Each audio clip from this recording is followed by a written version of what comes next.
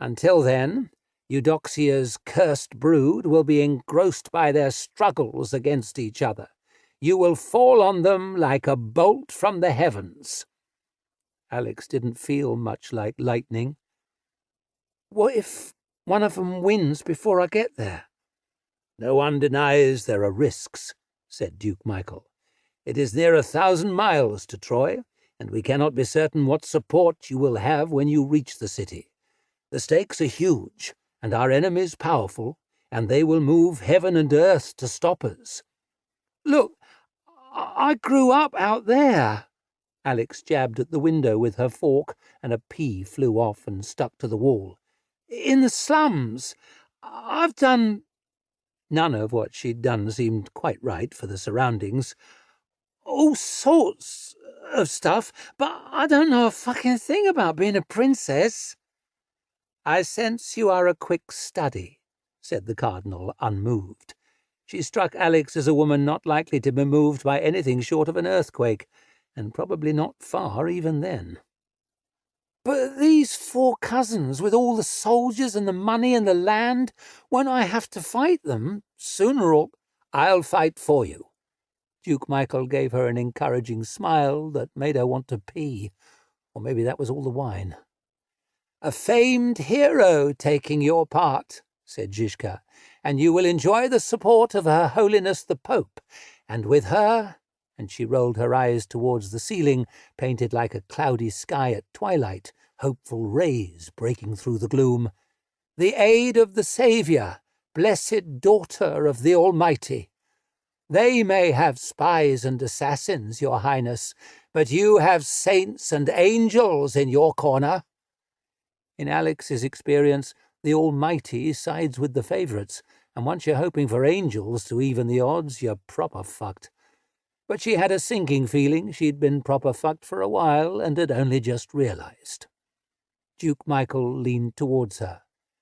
"And never forget that you have something those 4 usurping dukes never will." "What's that?" asked Alex, sounding very small. "The right." He thumped the table with his fist.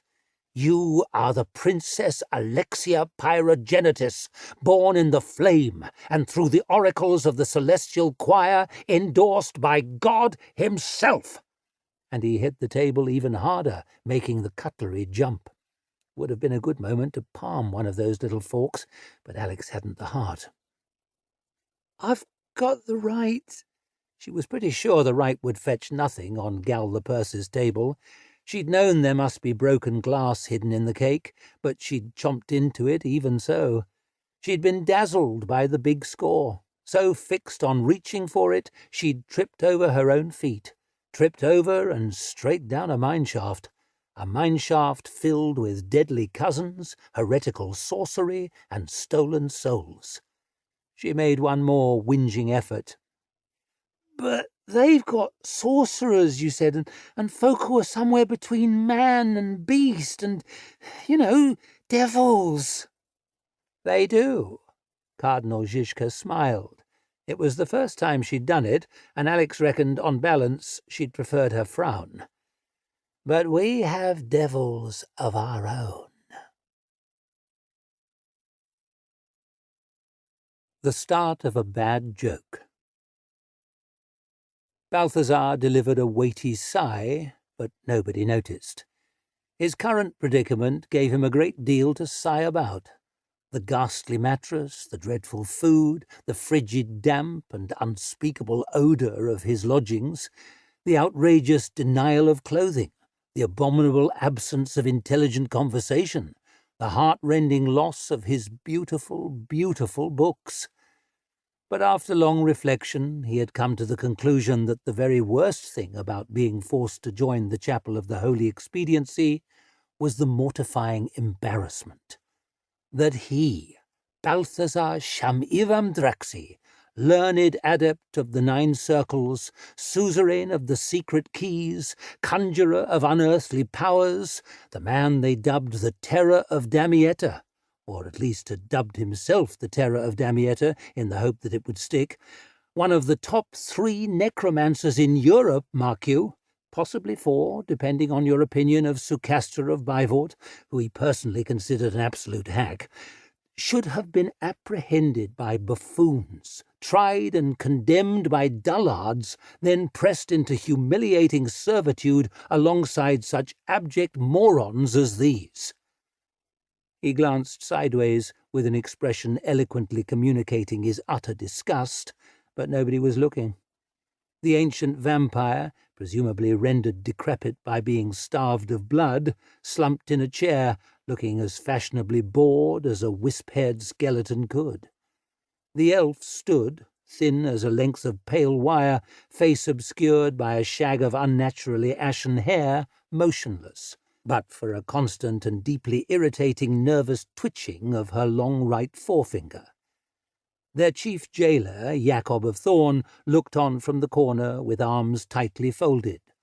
A war-worn old knight who appeared to have spent a sizable portion of his life being crushed in a mangle, an experience that had clearly squeezed all sense of humour out of the man.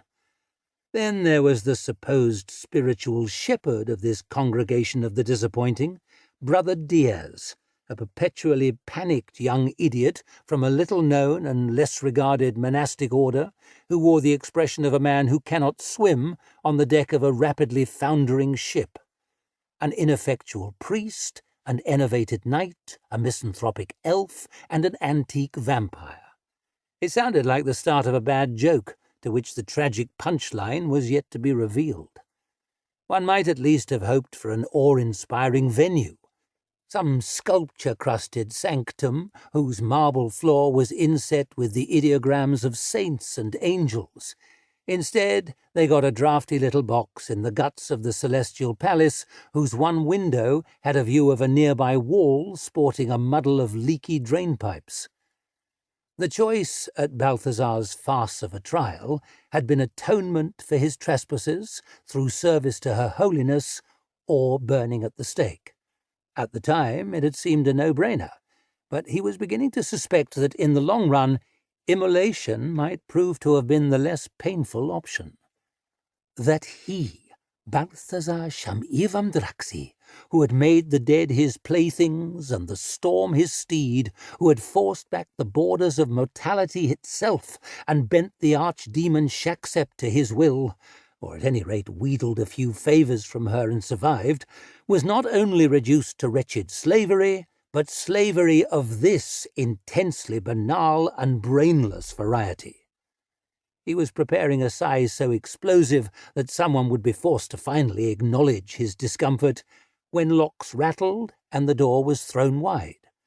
A gaggle of acolytes trooped in, each wearing a white habit, a countenance of otherworldly piety, and a prayer shawl stitched with phrases from the Scriptures. One struggled beneath a heavy wooden frame strapped to his back, a giant book held open upon it, a second scattering ink as he strove to follow and write on the towering pages at the same time. A third had a great round wreath of flowers about her neck that almost brushed the floor.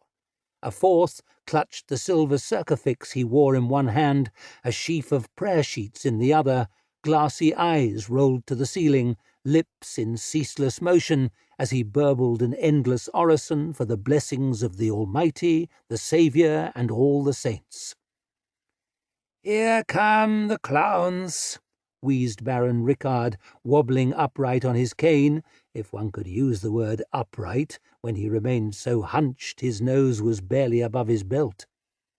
The acolytes parted to reveal 2 grey-haired women, cardinals by their crimson sashes and skullcaps, not to mention the jewelled circles they wore on jewelled chains. One was exceedingly tall and graceful, gazing beneficently about like a rich woman come to distribute alms to the poor. The other tended towards the short and solid, with a wrinkled brow and flinty gaze. These, Balthazar deduced, were none other than Cardinals Zizka and Bock, the opposite poles of the leadership of the Church, heads of the earthly curia and of the celestial choir. At first glance he was less than impressed. "Do you mind?"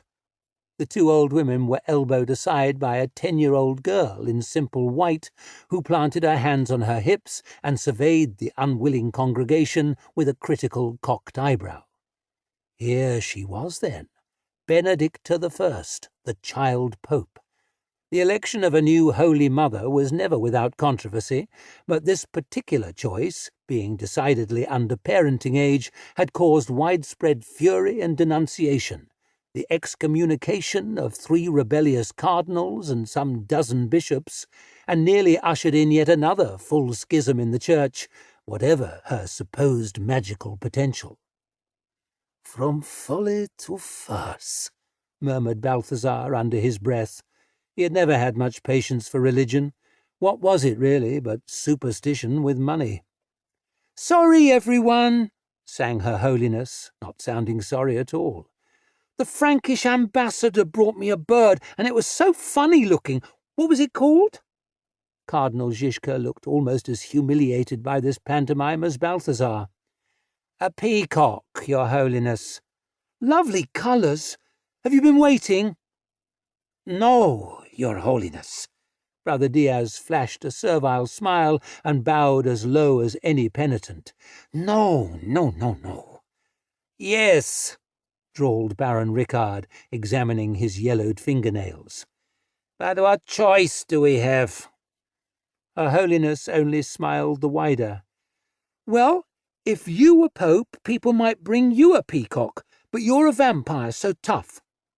The Baron issued a long sigh. "Out of the mouths of babes." There was a barely audible groan from the corner, and the mumbling acolyte tottered, prayer sheets sliding from his nerveless fingers and flapping across the floor in the draught. He slumped onto his side in a faint, and one of his colleagues instantly took over, clasping her hands and rolling her eyes to the ceiling, smiling lips moving in ceaseless prayer. Balthazar was caught where he spent much of his time, somewhere between contempt and envy. He might know it was all flim-flam, but to believe a lie was as comforting for the believer as to know the truth.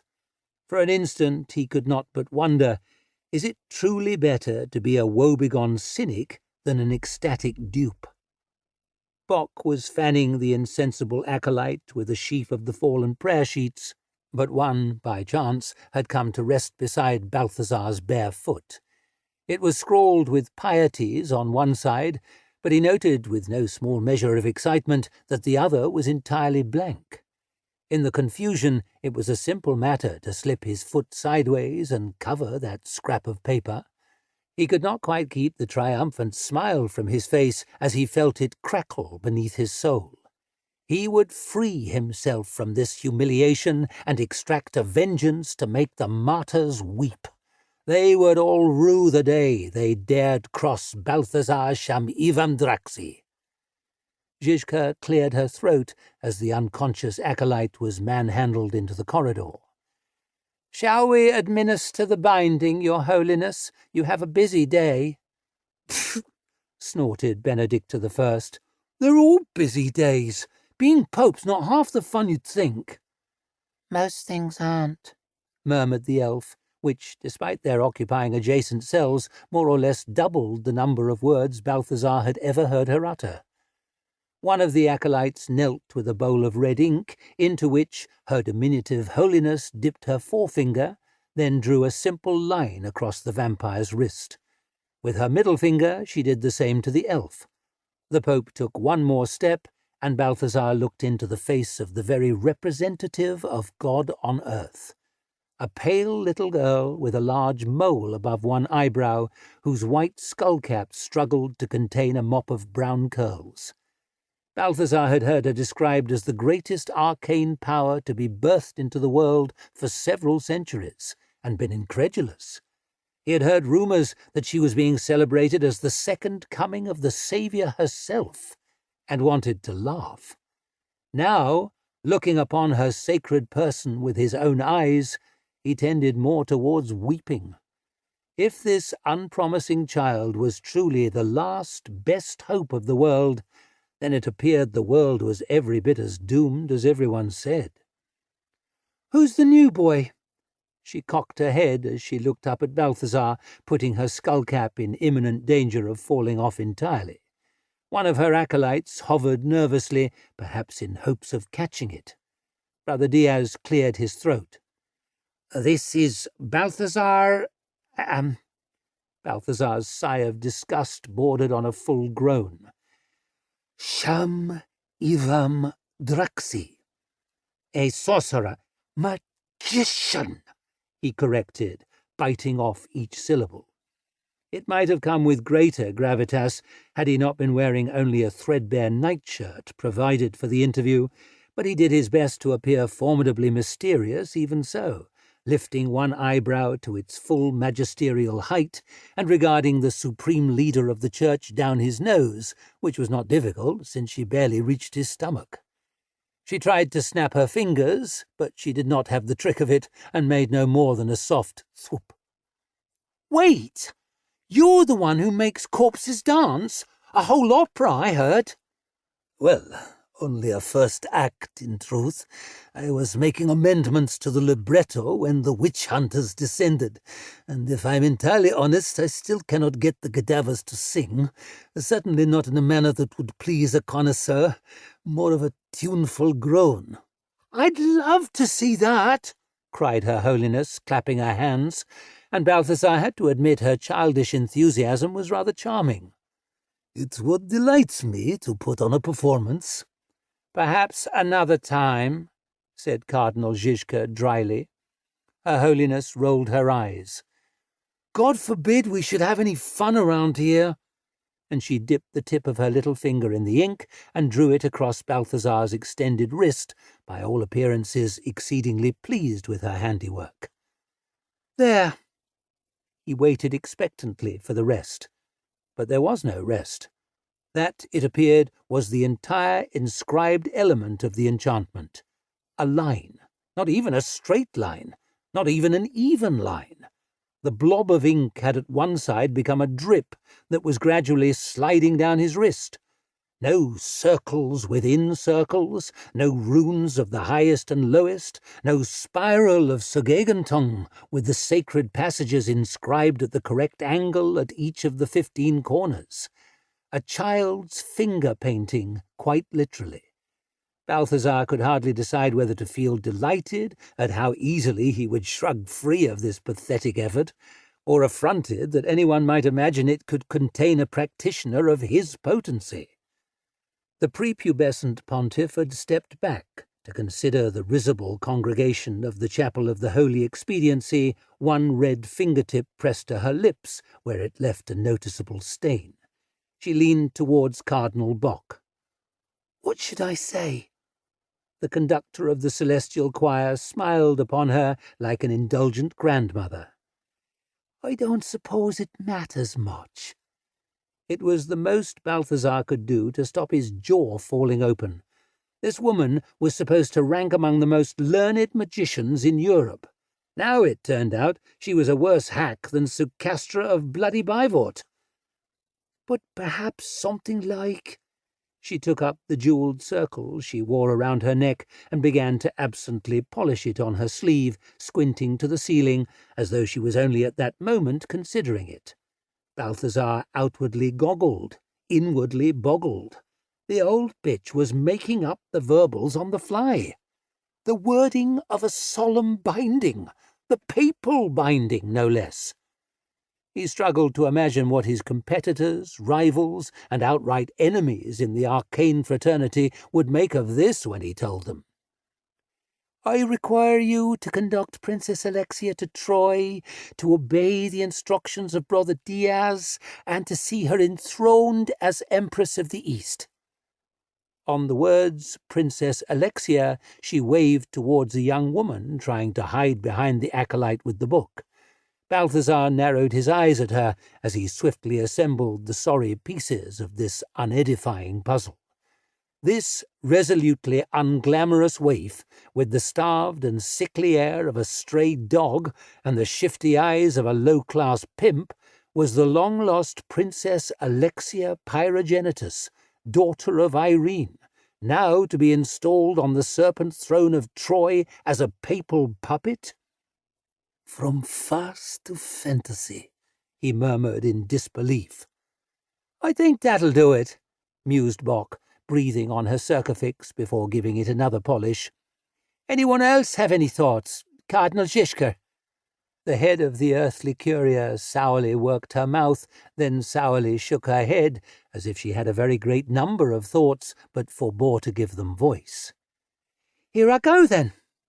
The Pope bunched her fists and squinted as she concentrated on the words. I require you to conduct Princess Alexia to Troy, to obey the instructions of Brother Diaz, and to see her enthroned as Empress of the East. She clapped her hands. I got it in one. Wonderful, said Bock. Wonderful, said the Pope, clapping again. And then come straight back, of course. Good point, Your Holiness, said Bock. Well remembered. The Pope's face turned suddenly grave. If you don't give it your best, I expect you'll feel very sick. And, she wagged a stern finger at each of them in turn, be nice to each other on the way, because being nice is nice. Is it lunch yet? She asked, turning towards the door.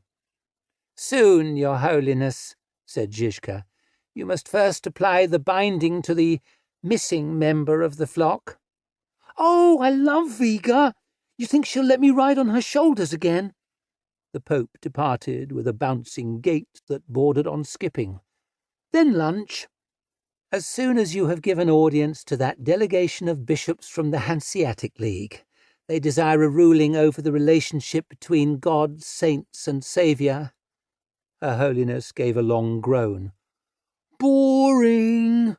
And she was gone into the corridor, her acolytes trailing behind, one still praying, one still desperately trying to scribble in the giant book, one frowning furiously as she attempted to maneuver her huge wreath sideways through the door. The world's most disappointing princess gave everyone in the room one last worried glance, then skulked after. Balthazar rubbed gently at the red mark on his wrist. That, he could not help saying, is all? That's all, said Bock simply. You'll leave tomorrow morning with an escort of papal guard. She waved one hand in a vague benediction. May God bless your endeavour, and so on.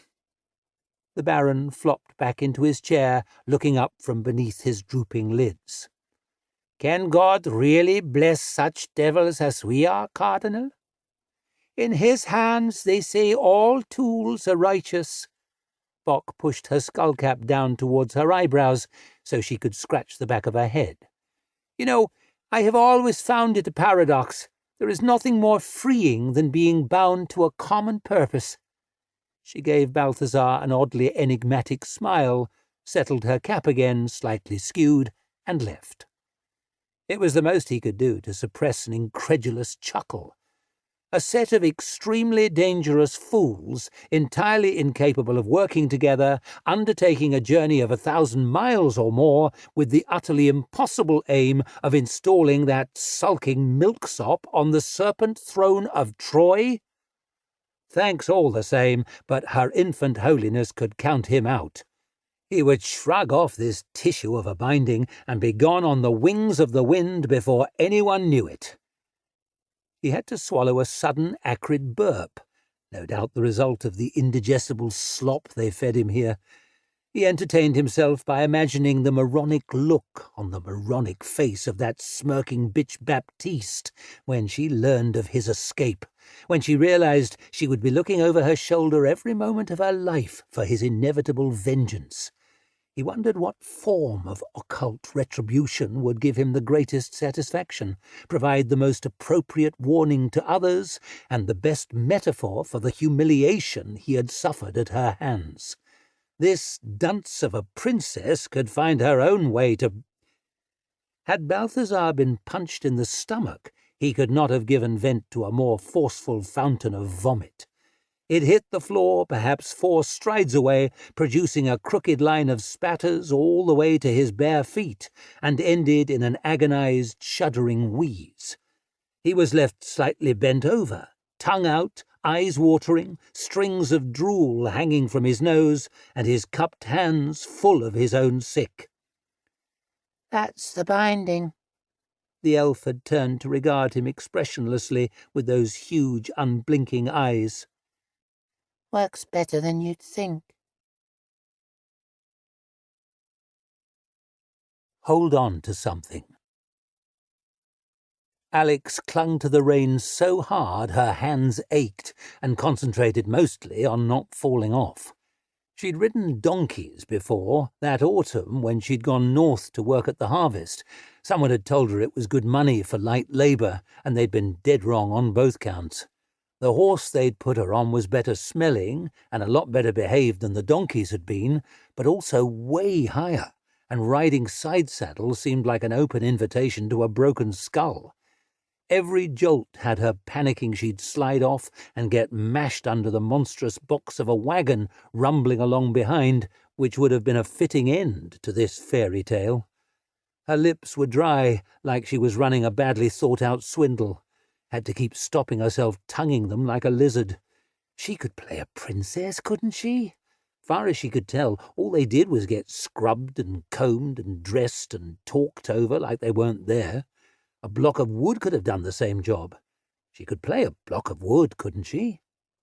She'd played a cripple cured by a miracle, and a simpleton cured by a tonic, and an orphan who'd found a purse, and an ever-so-helpful pilgrim's child who knew a shortcut to a nice cheap room. Just down that dark alley. No, don't worry, just a bit further. It's a really great room. Just a bit further. She'd even played a nobleman's daughter once, though she'd overworked the accent and the mark had seen through it, and she had to jump in the canal to escape a kicking. She'd a worry there was worse than a kicking waiting at the end of this particular caper. She kept checking for ways out, but there were armed men all around, hard bastards with hard faces and lots of hard metal to hand, the circle of the saved on their surcoats. Duke Michael said they were there to protect her, but her history with men, and armed men especially, and armed men of the church especially, left her far from reassured. In fact, if you wanted to see the goddamned opposite of reassured, then look no further. Here it sat, riding a giant horse side-saddle. She took a hard breath, tried to settle her nerves. Panicking bakes no cakes, as Gal the Purse was likely even now telling a new batch of orphans. We all need something to hold on to. For Alex, it was sharp wits and never staying down, so her plans had done like turds in a storm and turned to stinking slurry. Plans do that. That's when you squeeze out some new ones. All she had to do was bide her time and get what could be got, stay on her toes and be ready to vanish. There's no talent like not being there when things turn sour. She'd always liked to think of herself as a loner, self-reliant as an alley cat. But everyone can use a friend from time to time. Who knows when you'll need someone to soak up the blame? Her uncle, if he really was her uncle, was riding at the head of the column, with the baffled-looking priest and the grey knight, who never smiled, and the woman with all the hats, who smiled too much. Alex couldn't see what use the ancient bastard on the roof of the wagon could be. He looked like a corpse in a coat, not even a fresh corpse, not even a nice coat. And the man with the ridiculous sneer, who talked about making the dead dance, spent all his time glaring at his wrist. There was a maid along, who rode like she was born side-saddle, but she combed and powdered and dressed Alex with such silent disdain you'd have thought she was the princess and Alex the maid. Which left the elf. Alex never saw one before in the flesh. Folk said they were the enemies of God and that they ate people and scared children with stories about them and preached new crusades against them and burned dummies of them on holidays. When it came to getting blamed, elves were the best. She was a pointy-eared blame sponge right there in easy reach. So Alex gripped on tight and nudged her horse over. "So," she began. Usually, once Alex set her mouth off, it pretty much kept going on its own. But when those strange eyes turned on her, so big they hardly looked real, The only words she could find were, "You're an elf." The elf's head dropped to one side, swaying gently with the movement of her horse, her neck long and slim as a bundle of pale twigs, and she opened those eyes even wider. "What gave it away?" "Oh, I'm a very perceptive person," said Alex. "Something about the accent, maybe?" "Ah." The elf looked back to the trees. "Another reason to keep my mouth shut." If Alex could be put off that easily, she'd have starved years ago. "I'm Alex." She risked letting go of the reins to hold out her hand, wobbled and had to grab her saddle horn, then held it out again. "Or Alexia Pyrogenitus. Not really sure who I am right now." The elf considered her hand. She considered the guards. Then she reached out and shook it. For some reason, Alex had expected those long, thin fingers to feel cold, but they were warm, like anyone else's. "Sunny," she said. "Really? Short for something elfy?" "Sunathilian Darktooth." "Really?" The elf slowly raised one thin white eyebrow. "Not really," said Alex. "Sunny's what they called me in the circus." "You were in a circus?" "I trained lions." "Really?" The elf slowly raised that thin white eyebrow even higher. Alex winced. "Not really." "I was dragged around on a chain, and people booed and threw things at me." "That doesn't sound like much fun." "They seemed to enjoy it." "I meant for you." Sunny shrugged. "Even bad shows need a villain."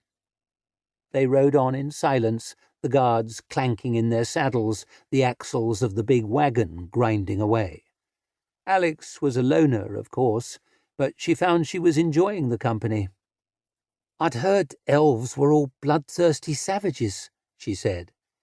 "I'd heard princesses were all beautiful fools." "Give me a chance. I've only been a princess for a few days." Sunny raised that brow again. "And already so good at it." Balthazar glared at the binding. He had been glaring at it almost without interruption since the moment of its application.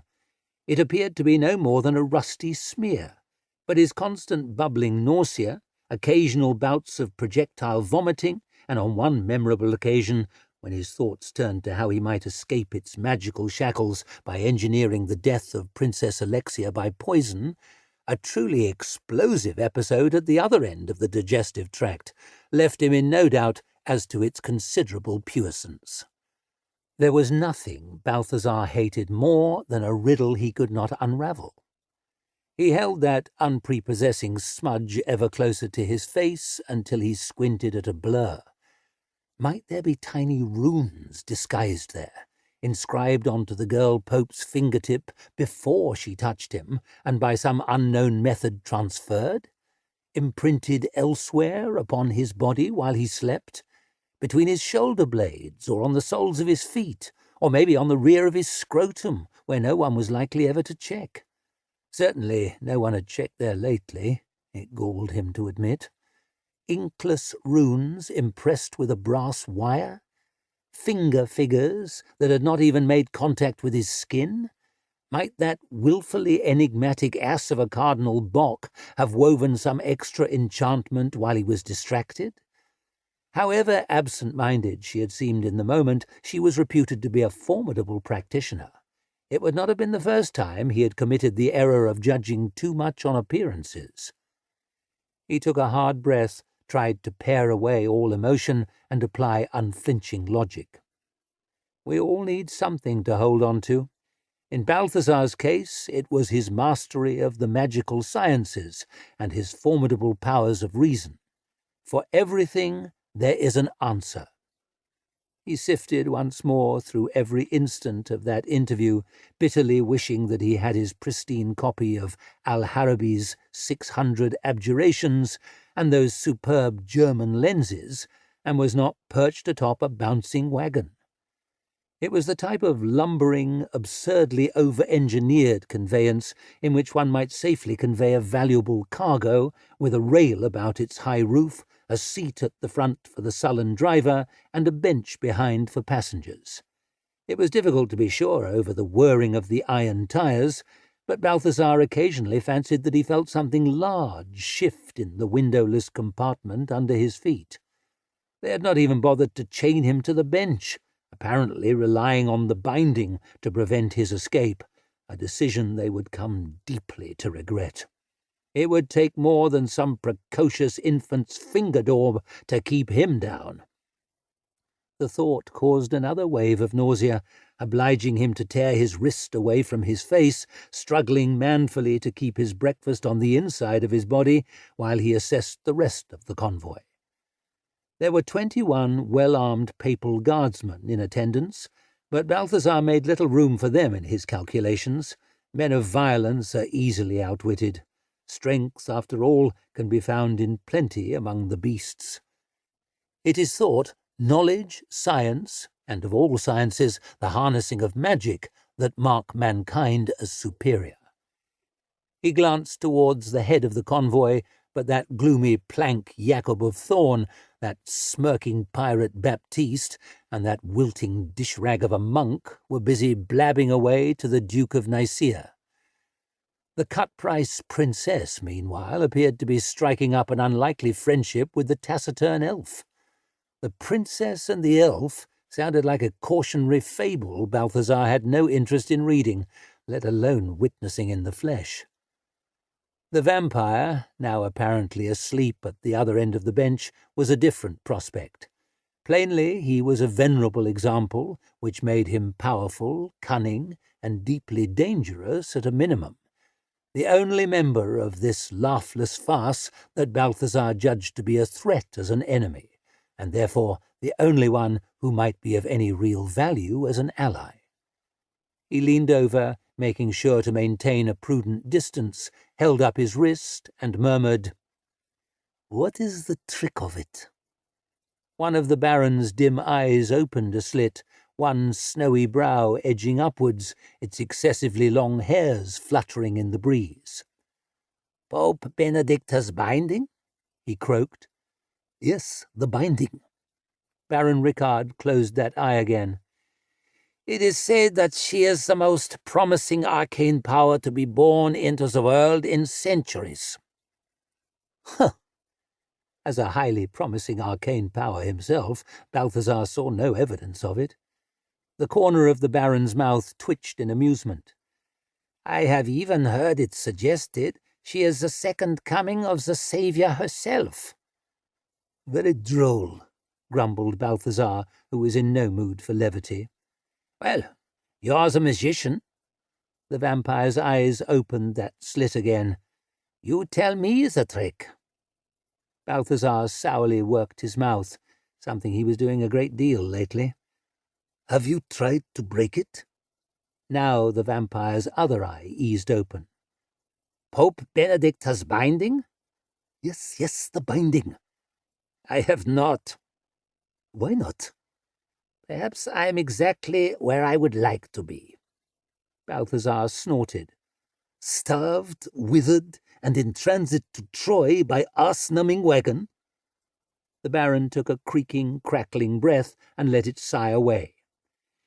"Estella of Artois was sure she could break it." "The name is not familiar." "A sorceress who occupied your cell beneath the Celestial Palace for a time. She spent months trying, yammering charms night and day, swearing she'd find the secret. When she wasn't being sick, that is." "Did she succeed?" "Do you see her here?" "So she did succeed?" "Oh, no."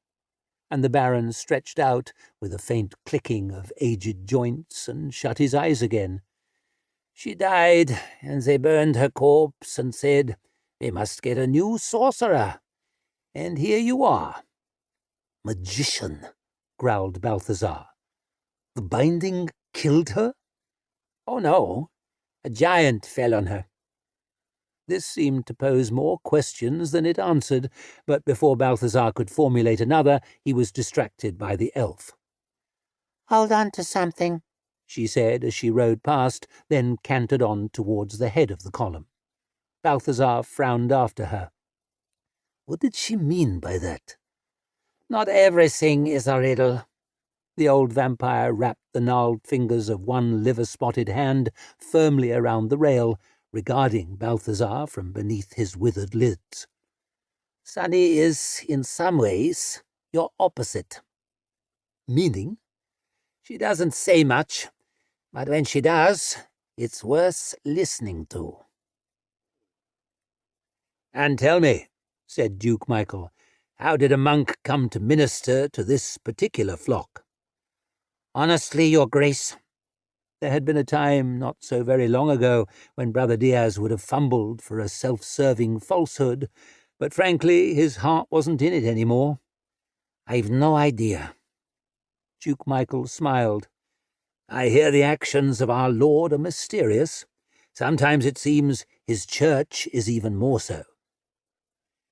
A month ago I thought myself quite a clever man.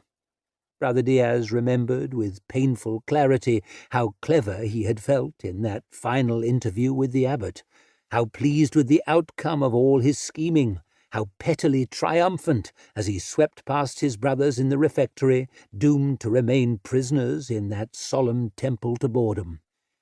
Now he wondered if the abbot had known what was coming, if his brothers had been in on the joke, laughing behind their rough-spun sleeves at him the whole time. Now I realize I'm a fool. Duke Michael's smile grew wider. Then you're wiser than you were a month ago, Brother Diaz. For that you can be thankful.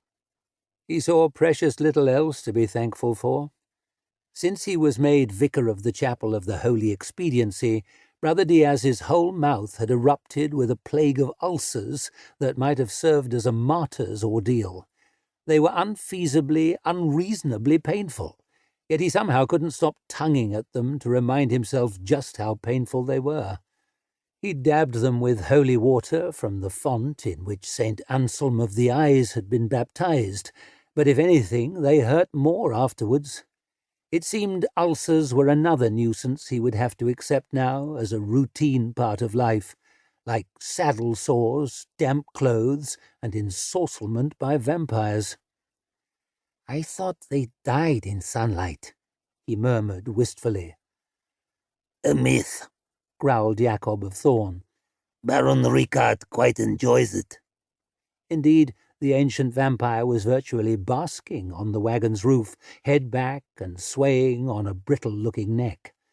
It was an exceptionally heavy wagon, riveted with iron, its whole back one windowless door, secured by a great bolt at each corner, operated by a single lock. He didn't want to ask, but couldn't help himself. What is in the wagon?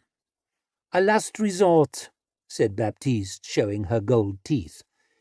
She rode the way she talked, which was to say loosely and with a perpetual smirk.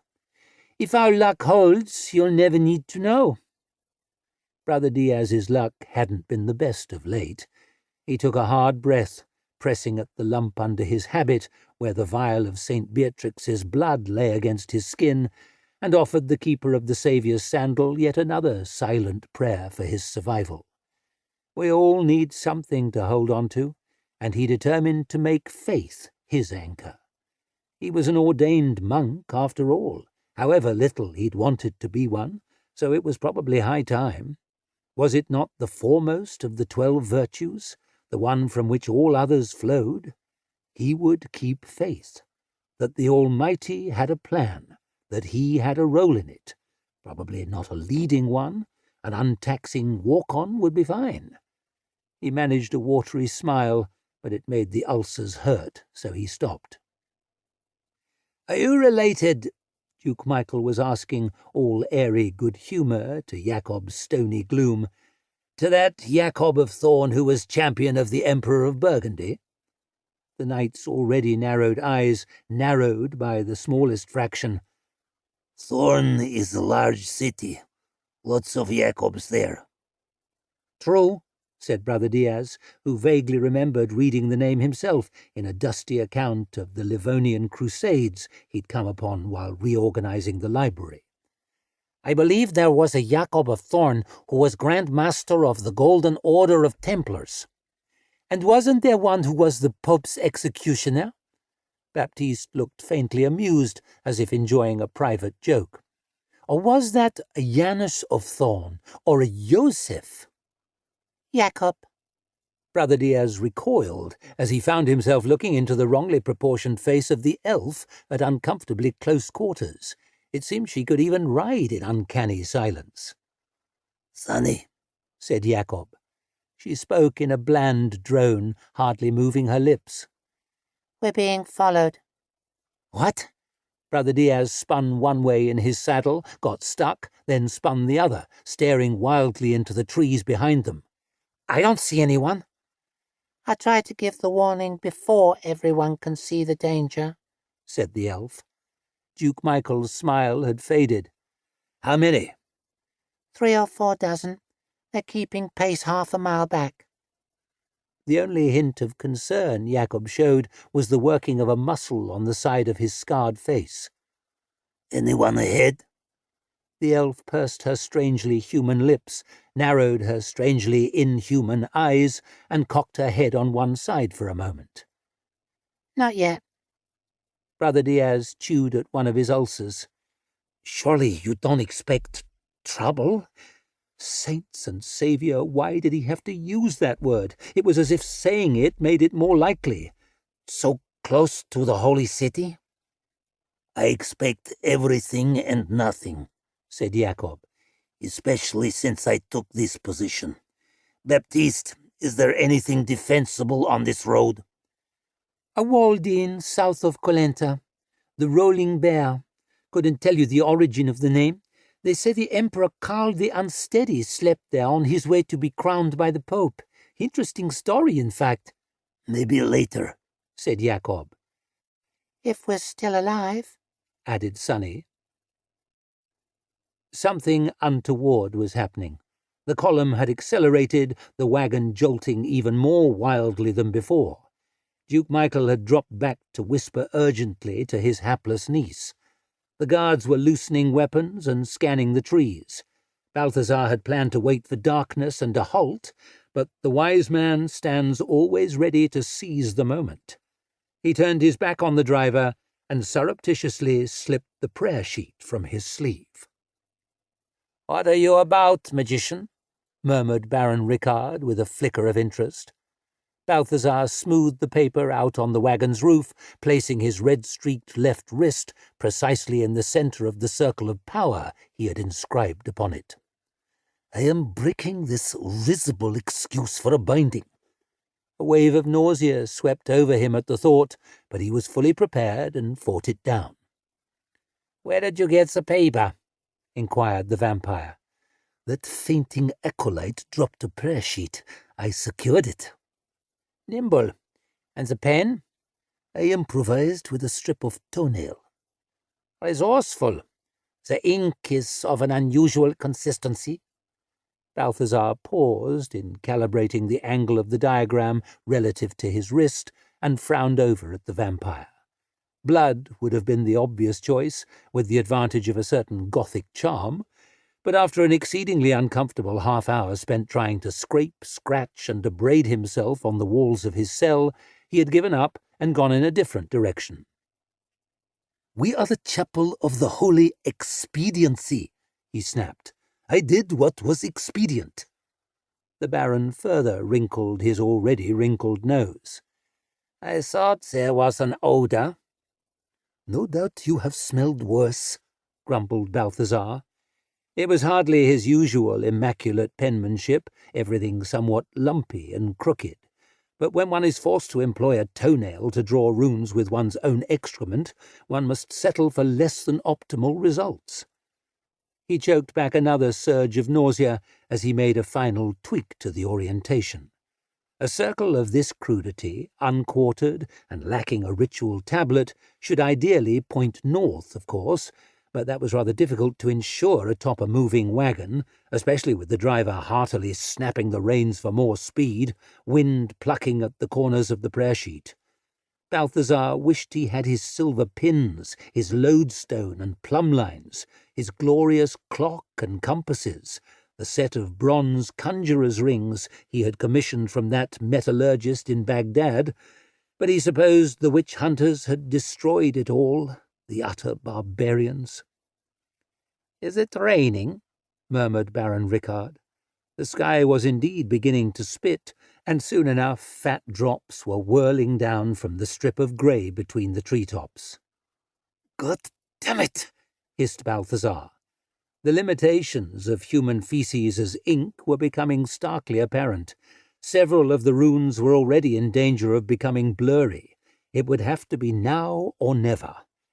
He formed the sign of command over that cursed red stripe and began to pronounce the 3 charms he had devised.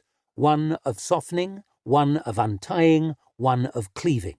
Simple and to the point, there was no one here to impress. A modest 3 words each thrice repeated, elegant in their crystalline simplicity.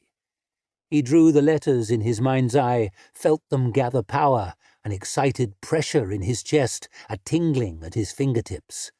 Even under these circumstances, he felt the intoxicating joy of working magic, of using his wit and his will to bend the very rules of reality. He closed his eyes tightly as he spoke the last word, raindrops cold on his face, heartbeat loud in his ears, hissing out each syllable with furious concentration. "Did it work?" asked the Baron. Balthazar lifted his arm, glaring at that rusty mark on his wrist. "I think so," and he began, for the first time in some time, to smile. "I think so." His delighted cackle was torn away by the rushing wind as the wagon sped ever faster. He was Balthazar Shamiram-Draxi, not only one of the top 3 necromancers in Europe, but the man who broke the papal binding, outwitted Cardinal Bock, and strolled away from— The vomit showered from his mouth, sprayed the roof, spattered his shirt, and clipped the Baron's sleeve before he was able to twist and direct the lag end down the wagon's side. His stomach was wrung out in an agonizing knot, his eyes bulging as he choked, drooled, wheezed his insides out onto the rushing road. "Apparently not," observed Baron Rickard. Balthazar tumbled back onto the bench with a whimper, his shit-daubed prayer sheet crushed in one fist, sick burning every passage of his face. Gods and devils, was it coming out of his eyes? "Fucking fuck!" he screeched. The driver twisted in his seat. "Settle down, Buck!" And an arrowhead burst from his throat, stopping a mere few inches from the tip of Balthazar's nose, thick streaks of blood caught by the wind and snatched away. The driver tottered up on his speeding wagon, peering down cross-eyed at the arrow's red point. He spluttered blood into his beard, then his knees crumpled. He toppled sideways, bounced once in the road, then flopped bonelessly over and over, one of the guards having to swerve his horse around him. "We're under attack!" gasped Balthazar. Baron Rickard had somehow managed to maintain his leisurely sprawl all the while, as if enjoying a pleasant ride in the country. He nodded towards the empty driver's seat. "Perhaps you should take the reins?" The 4 horses were still going at a gallop, straps and harness flapping wildly, urged on by the frantic riders all around them. "God damn it!" gasped Balthazar as he scrambled over the bench, slipped, and was caught for a moment splay-legged, its vibrating back battering him in the balls. A couple more arrows shot from the trees, one zipped overhead, another stuck wobbling into the side of the driver's seat, a moment before he slithered into it. Fortunately, the reins had snagged on the brake lever, and, straining with his bouncing fingertips, he was finally able to catch them. Unfortunately, he had not the slightest idea what to do once he had them. "What do I do?" he shrieked. "I'm a vampire," roared the vampire, "not a coachman." The trees rushed past at a frankly terrifying speed, the horse's mane streaming, Balthazar's teeth rattling in his head. He bit his tongue at a particularly savage jolt, the taste of blood joining the taste of sick and doing nothing to improve it. One of Duke Michael's servants was shot from his horse and tumbled across the road, the wagon's heavy wheels crunching over the man before Balthazar could even decide not to bother trying to avoid him. The wind was whipping tears from his eyes now, the road a sparkling blur. Up ahead, Duke Michael had his niece's bridle while she clung to her saddle. Balthazar caught a glimpse of her horrified face as she stared over her shoulder. He glanced back, too, and saw riders behind them. There was something odd about their shape. Were those horned helmets? The wagon bucked wildly, and he was obliged to turn from the terrors behind to the even more pressing ones ahead. He saw a wall among the trees, its gate bouncing wildly along with the rest of the maddened world on the outside of a bend they surely had no chance of taking. Baptiste was screaming at him over the screaming of the wheels. "Slow it down! Fucking ho!" screeched Balthazar. "Hold on to something!" Baron Rickard reached past him and, with both liver-spotted, knobbled fists, gripped the brake. There was a shrieking of tortured metal as he hauled on it, sparks spraying. Balthazar glimpsed a man in the gateway, mouth and eyes wide open, before he dived aside, and they were through into the yard, mud showering up as the wagon tipped onto one set of wheels. One of the horses tripped, twisted, then went down in a chaos of flapping straps and flying dirt. Its partner charged on, dragging the team sideways, and the wagon plunged past them, unstoppable. "Oh, God," mouthed Balthazar. He'd never cared much about God, but no other word seemed quite to fit the circumstances. The half-timbered wall of an inn came charging at them. Balthazar's rump ended its brief and uneasy partnership with the driver's seat, and he was flying. No room at the inn. "Bar the gates!" bellowed Jacob. He wondered how often he'd roared that order. The besieged castles, the surrounded towns, the desperate defences. But that led to wondering how many had turned out well. In a leader, no one wants to see doubts. His teeth were always gritted, but he gritted them harder. He gathered himself for the hero's effort of lifting his right leg over the saddle, lunged at it too hard, got it caught, and had to drag it the rest of the way with both hands.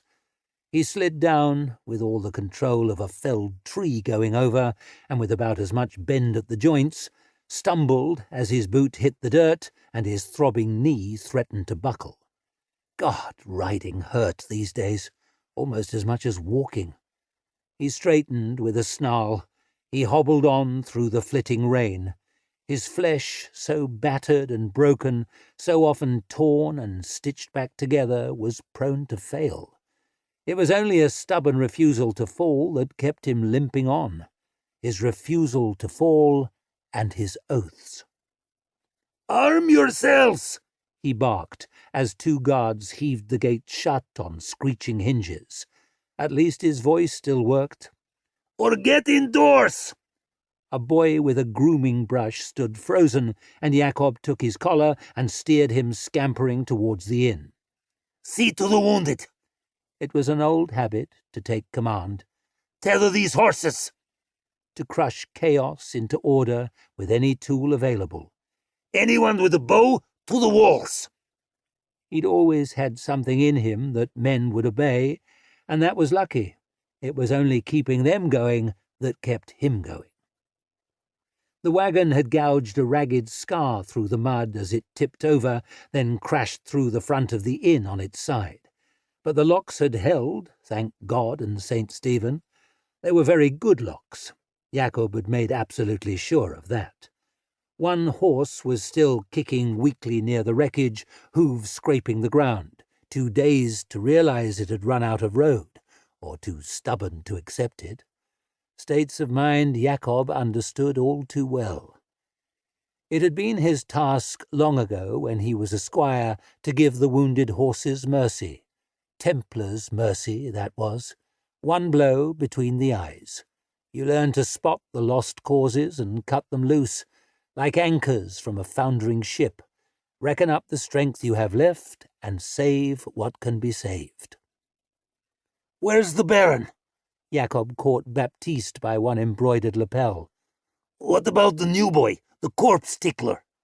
She shook her head bitterly. "I should have quit after Barcelona."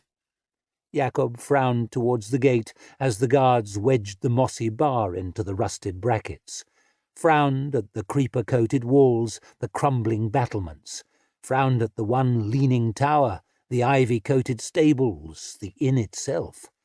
He considered the few strengths of their position, the many weaknesses. "We should all have quit after Barcelona. Did you see who was chasing us? Your eyes are better than mine."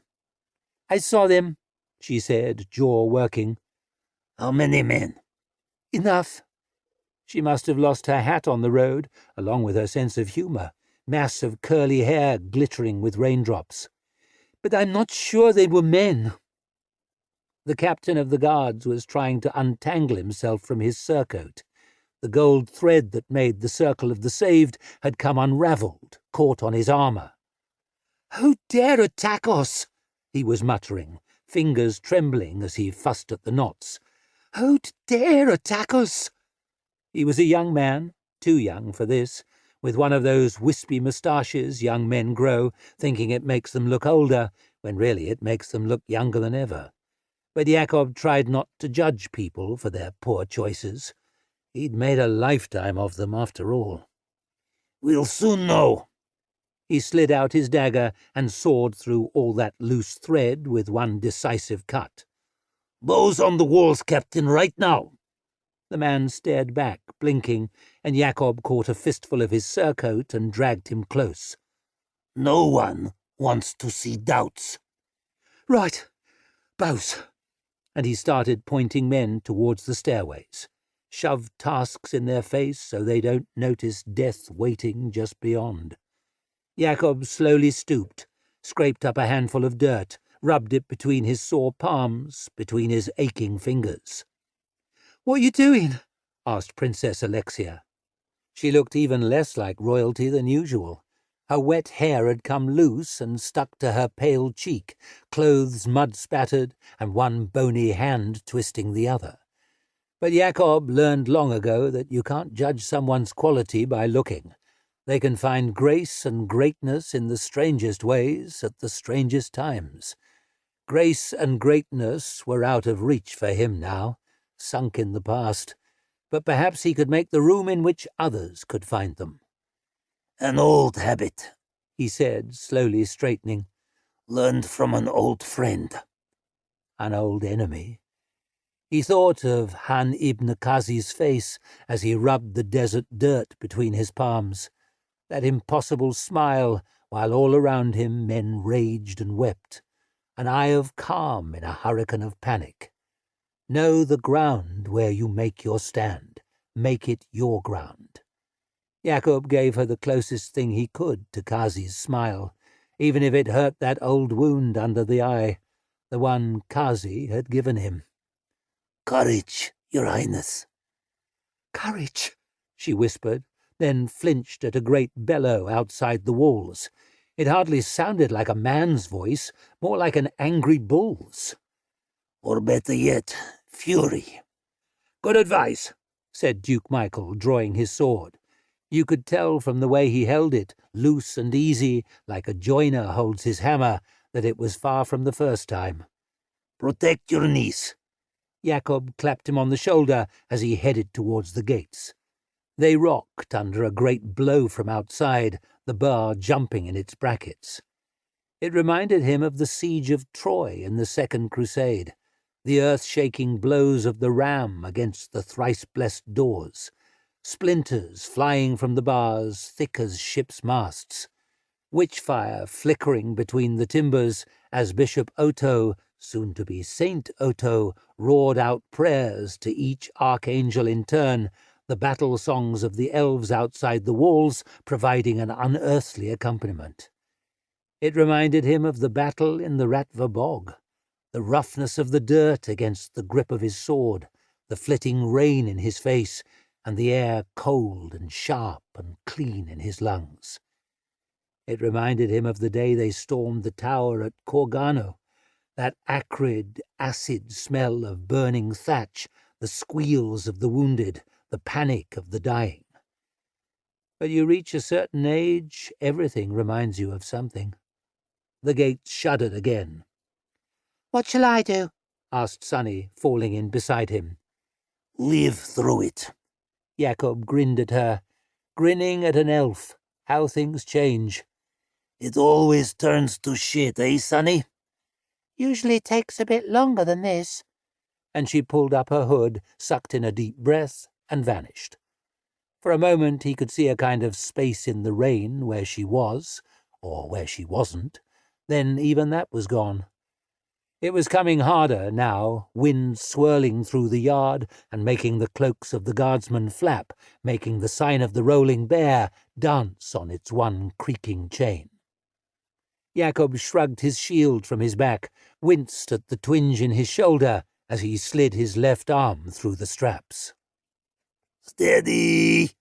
The half-roar, half-growl he'd honed to a deadly edge on 100 battlefields. Steady! You can stack your doubts high before. You can polish your regrets up after. But while the fight's on, your purpose must be pure. Kill the enemy. Don't die yourself. He drew his sword, winced at that old ache in his fingers as he gripped the hilt. How things change, but how things stay the same. Another bellow from beyond the gates, another crashing blow on weathered wood. Ready! He bellowed. The oaths would keep him standing when his flesh failed, when his courage failed, when his faith failed. The world could burn to ash and blow away, and all could be lost, but his word would still stand. The gates rocked again.